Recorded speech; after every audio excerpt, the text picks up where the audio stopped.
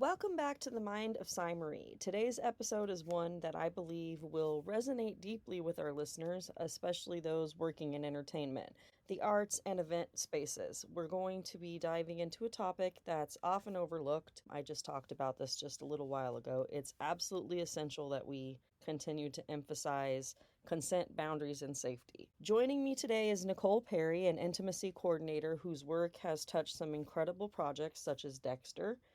Nicole reached out to me after my recent podcast episode where I touched on consent in spaces, and that episode was inspired by some troubling events that occurred at Sinners and Stardust in August, where a cosplayer by the name of Animus, who is also a member of the band Ethereal Treason, and author Lee Rivers experienced stalking, harassment, and some predatory behavior. So, Nicole said that listening to my episode gave her a new perspective on her work and one that she had never really considered before. So, I think that's something we really need to kind of highlight here, and it's why this conversation today feels so powerful. It's about bridging professional safety practices with community and fan culture. So, Nicole, welcome to the show. Thank you so much for having me. I am really excited to have this conversation with you. All right, so can you tell us just a little bit about your background and what led you into the work of intimacy coordination? Sure. I started working as an intimacy professional because I was teaching high school. I was teaching high school theater and dance, and we were doing Grease, which maybe don't do with your high school students. But there's a kiss in that show, and the director was not setting the kiss for whatever reason. I don't know if he was uncomfortable, if he didn't have the skills for it, if he just felt like they should just kiss and do it themselves and it shouldn't need it. I don't know. But he wasn't setting the kiss like he was setting like the other blocking, and I was the choreographer on the musical. And so one of the students came to me and said, Miss Perry, will you just choreograph this kiss for us? And they were feeling like if they did the kiss wrong, that the show would be bad, which is a lot of pressure for anyone, but especially when you're in high school. And then not only that, that their classmate would think that they were like a weirdo if they kissed wrong. And that's also terrible when you're in high school. So I was like, how bizarre that we, especially in high school, are like, we're really teaching skills. We're like, this is how you do this thing. This is how you walk from one side of the stage to the other in character and how you write down your blocking.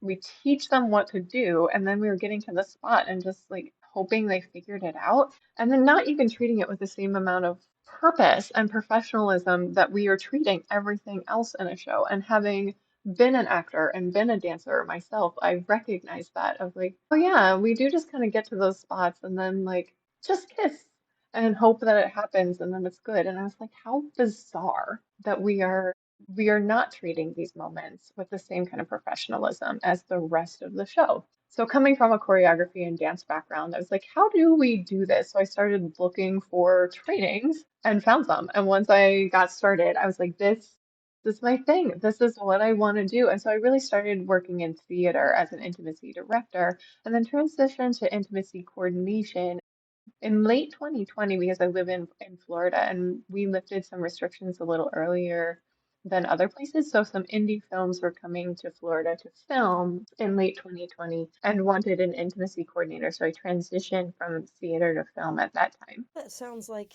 it definitely was needed. I can see, especially with thinking about productions and the different types of breakdown with formatting, and I understand a lot of that from writing experience, like everything from how to direct the camera and all of those things. But to think, well, the performers will just figure it out and let them improv at that moment, it seems like it's a little out of touch. So I'm glad that you were there to fill that gap. You've worked on some major productions, so I imagine that you've seen a lot of things. How did those experiences shape your approach to safety and consent in creative environments? I think, especially in thinking about like really big sets and like big professional productions, it's like for the most part, everybody's there to go to work. And that's the assumption that I come in with when I come to work is that everybody's here to go to work and nobody came to work today being like, I'm going to be an asshole. That's my assumption when I come to work is that everybody else is there to do work too. And so I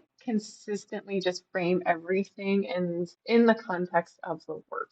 Like in order to do really good work today, we actually have to take some time to break down this moment so the actors know what to expect. In order to do really good work today, the crew deserves the courtesy of a little bit of a content advisory of, this is a scene of maybe simulated assault that we have choreographed, and isn't that a great peace of mind for them so they can go about their job with confidence and ease? And there are professional protocols, and these are what they are. And sometimes we follow the professional protocols simply because they're professional protocols, and it's what we do because we're at work. Right. So, for listeners who might not know, what does an intimacy coordinator actually do on set, and why is that role becoming more essential in the industry today? An intimacy coordinator, most of the time, what people think about with what we do is choreograph and coordinate scenes of simulated sex and or nudity. So, but the work that's on set is only like the tip of the iceberg part of the work, right? Like that's the kind of day of stuff, but we're doing tons of prep work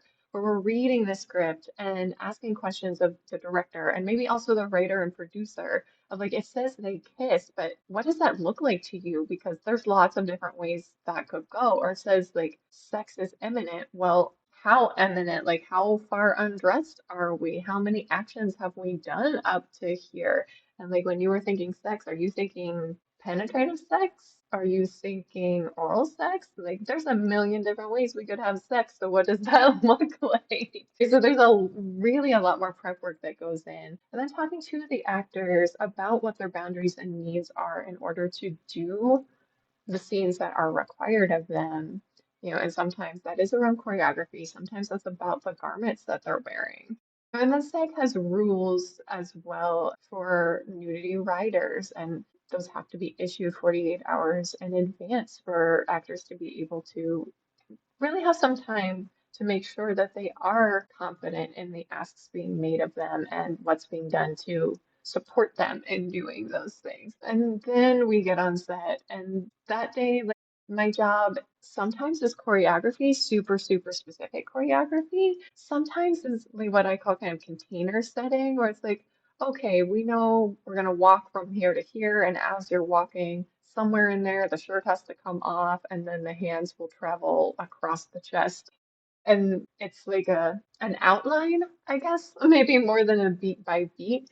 And that depends on the actors and the director and what kind of needs and supports they feel are beneficial to them. And then I do all sorts of things with the crew of like making sure we have a closed set, which just means only essential personnel are there for scenes of nudity and simulated sex, and making sure the right people have the information they need, but also that nobody else is getting anything extra. Because again, it's a workplace. All right.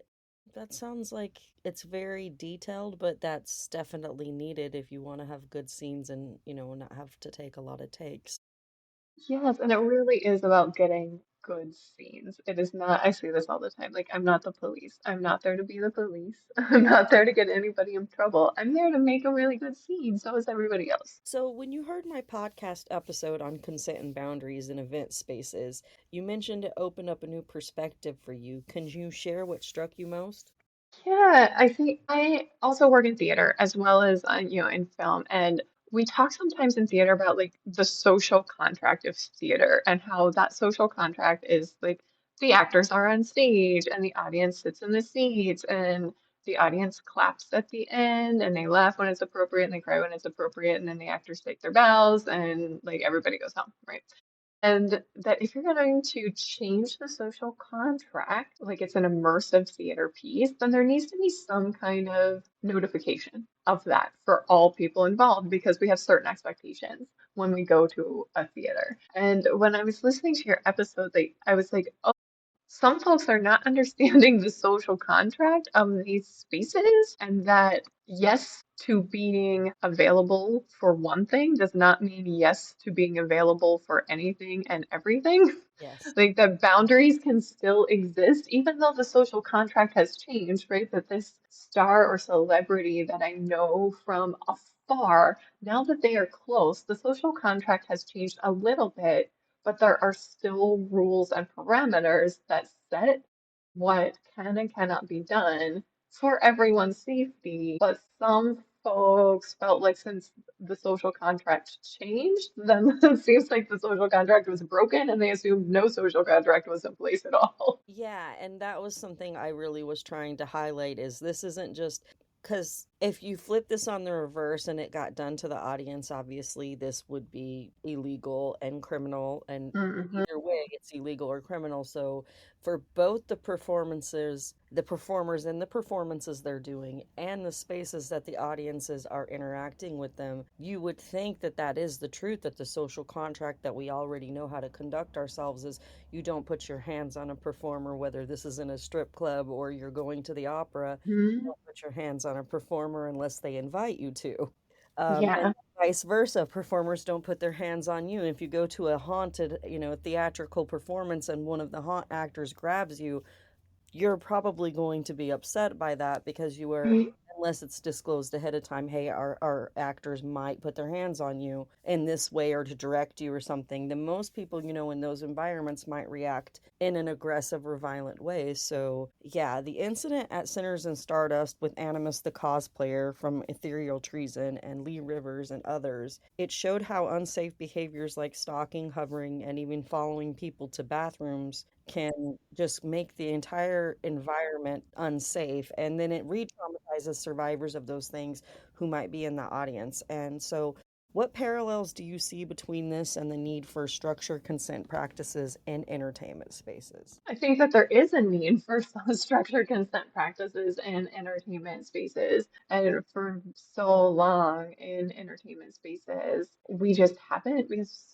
there's also just an assumption, I think, of performers in general that they are willing to do anything because they quote unquote want to be famous. So they're going to do whatever it takes to be famous. And I'm at school right now because we have rehearsal tonight. I work with a lot of university students now. I work in higher ed, and we talk about that all the time that like students have now, I think, a more subtle conditioning than they did before of like, don't be hard to work with. If you have boundaries, if you have needs, you're hard to work with. And I don't think that that's true. I think normal human beings have boundaries and needs because they're normal human beings. But there's an assumption still in entertainment spaces of all types that because performers are public with a certain persona of themselves, that therefore they are willing to do anything and be available for anything in public. And the moment that they're not,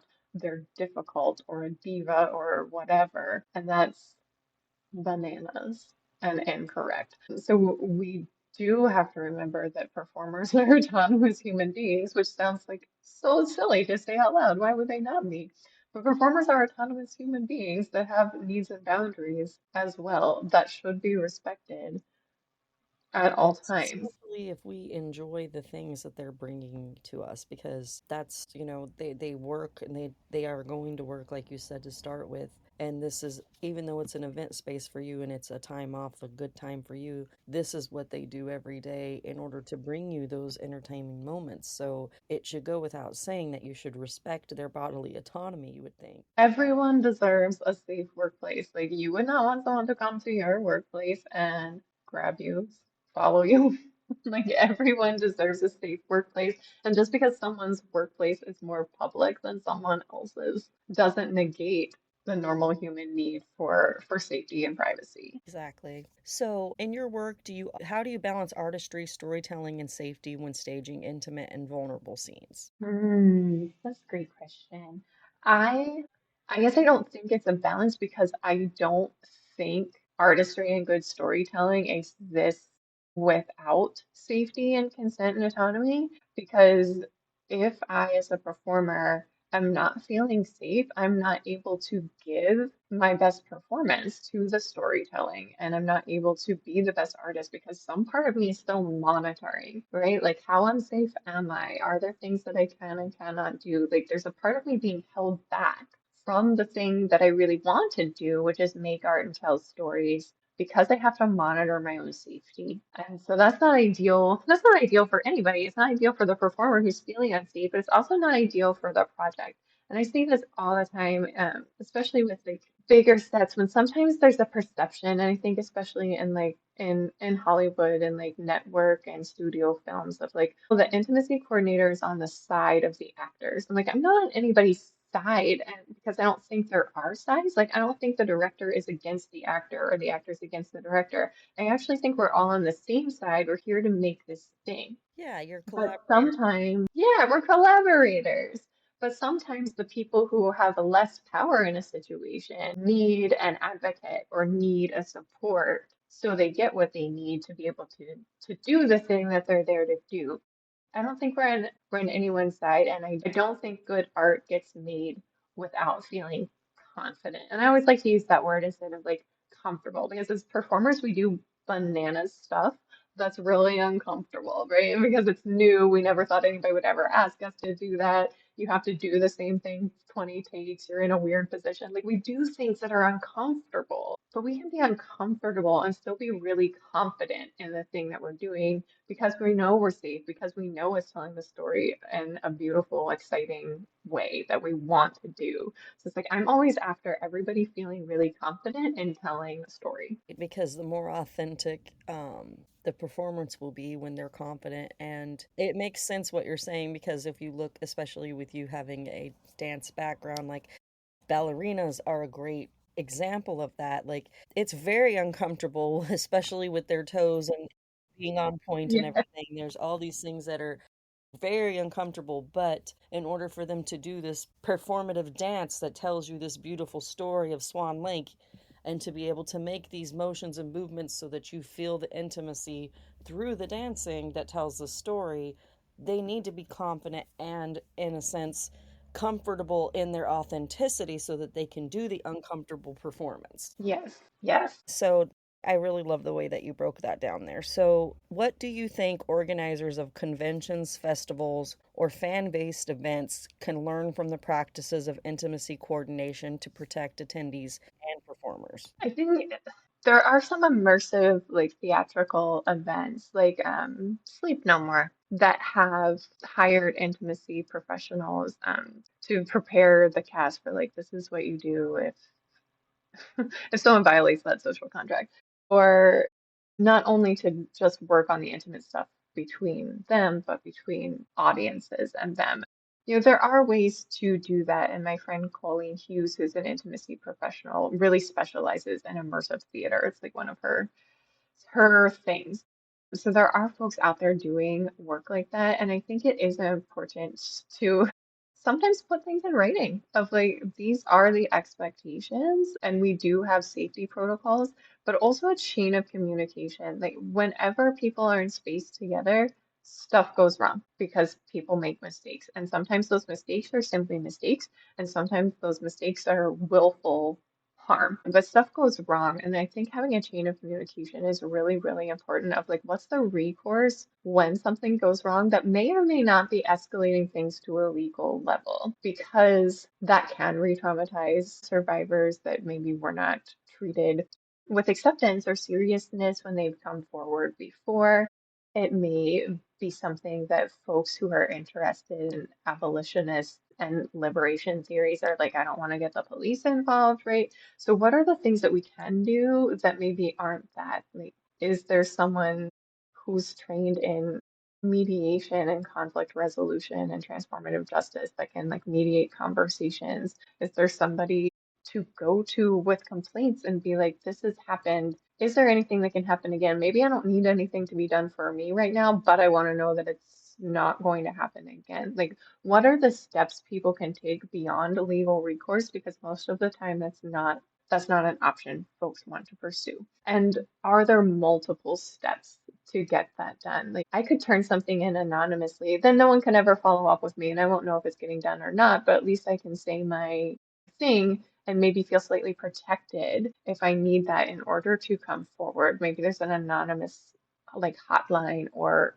tip line or email that you contact besides the this person is in charge of public safety and this person is in charge of performer safety. And then also for performers to remember that if you have an agent, that your agent is and should be always looking out for your best interest, which also includes your safety? And are there things that performers you want to include in a contract going forward about safety or steps that you expect to be taken for your own protection, or if something goes wrong, things that you need to have done to protect you? Yeah, I used to work in crowd management, and one year I actually had to do the mixer for Rob Zombie concert, Oh gosh. and they put me, yeah, they put me at the mixer, and they knew we were prepped ahead of time, and this is an example of what you're talking about, which is why I'm talking about it. But basically, they put me there, and they prepped us ahead of time, told us he was going to come through the crowd, but they wanted to make sure that they knew he was going to be swarmed by people, and mainly they were worried about women more than anything. Hmm.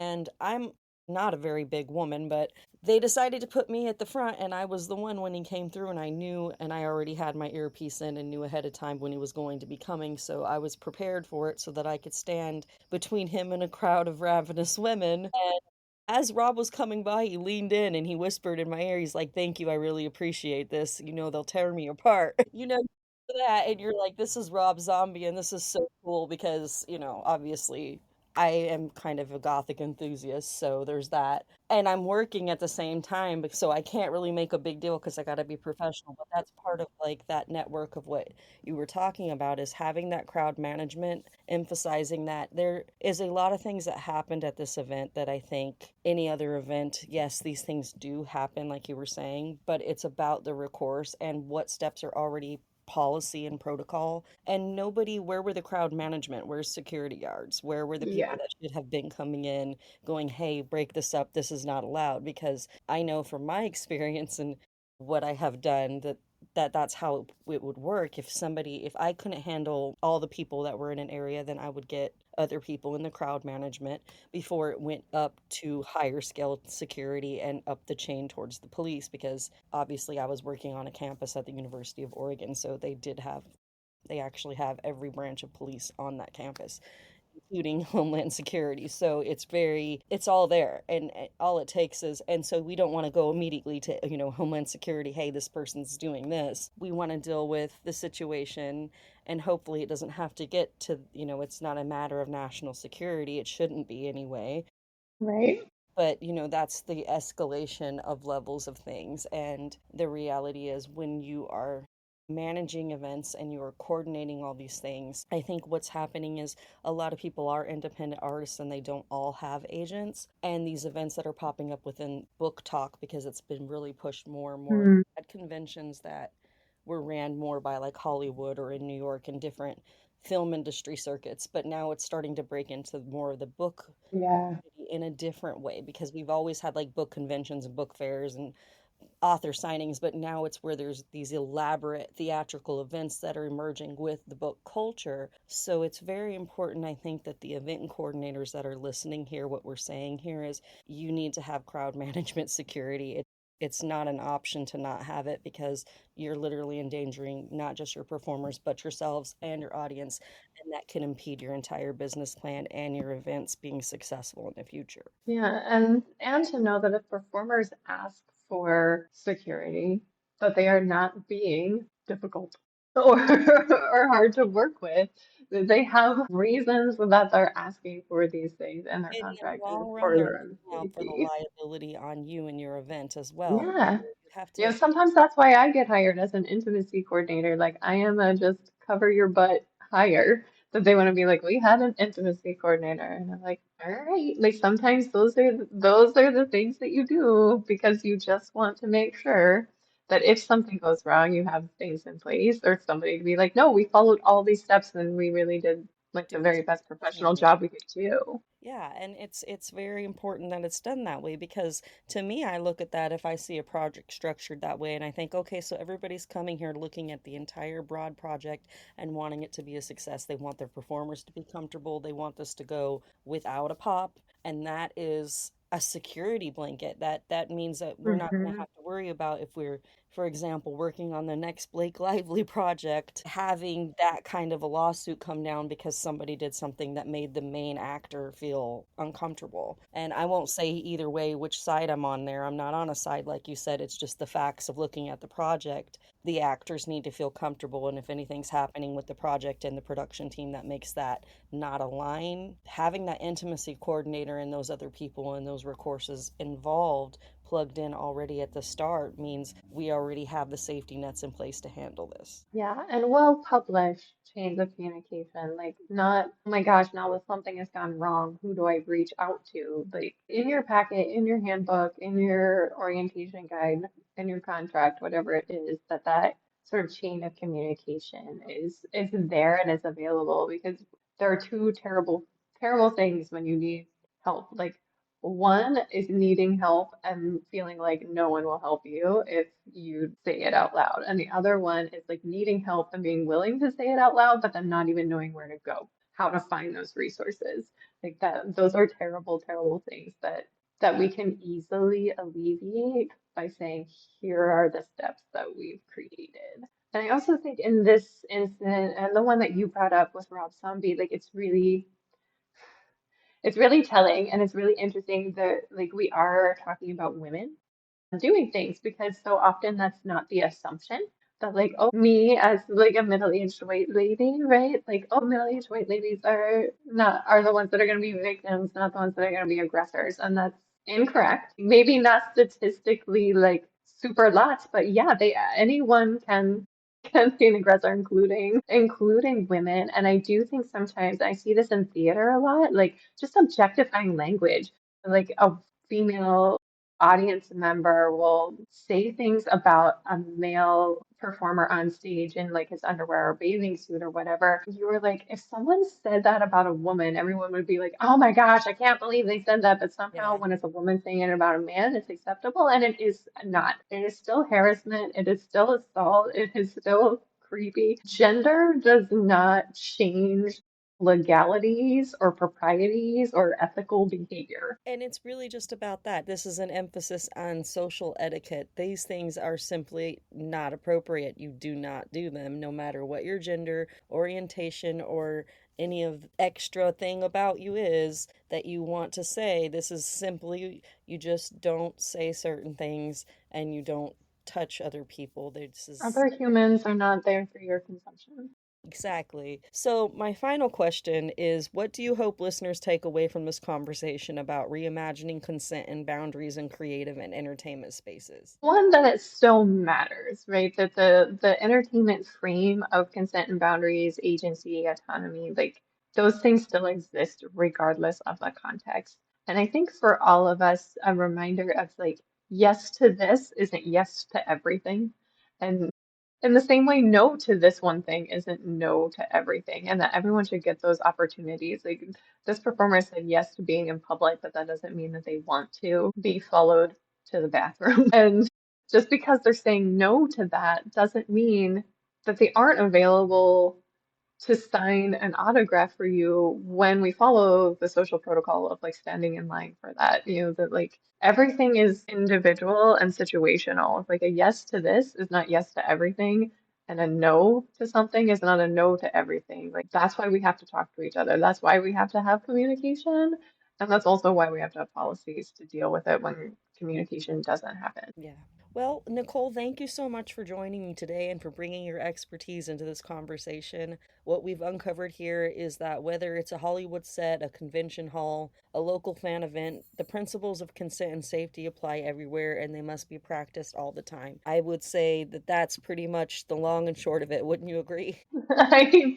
I do. Thank you for having this conversation so fully and in some, at least for me, new context. It's really exciting. Well, awesome. Thank you so much again to my listeners. I encourage you to reflect on today's conversation. How can you contribute to building safer and more respective creative spaces? Remember, change begins with awareness, and awareness grows through dialogue like this. And Nicole, once again, it has been a great honor. I hope you have a wonderful Tuesday afternoon. Thank you. You too.